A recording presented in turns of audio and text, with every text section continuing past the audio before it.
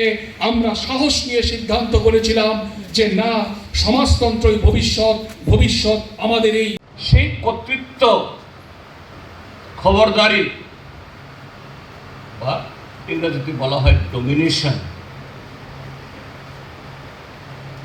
এটা অর্জন করার জন্য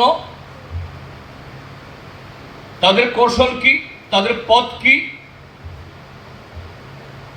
সেই পথ হলো বিভাজন, রাষ্ট্রের সাথে রাষ্ট্রের বিভাজন।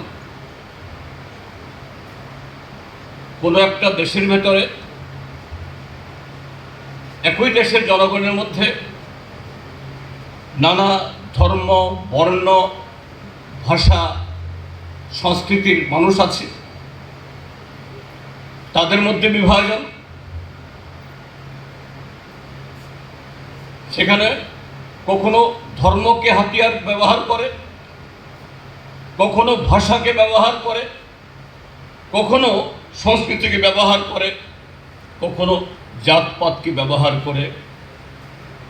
আমরা এই ত্রিপুরাজ্যের মানুষ প্রতিদিন সেগুলো এখানে প্রত্যক্ষ আমরা করছি। এটাই হলো এই শক্তিগুলার কৌশল। আন্তর্জাতিক ক্ষেত্রেতে সাম্রাজ্যবাদ আর আমাদের দেশের ক্ষেত্রেতে এই দেশের একচেটিয়া পুঁজি,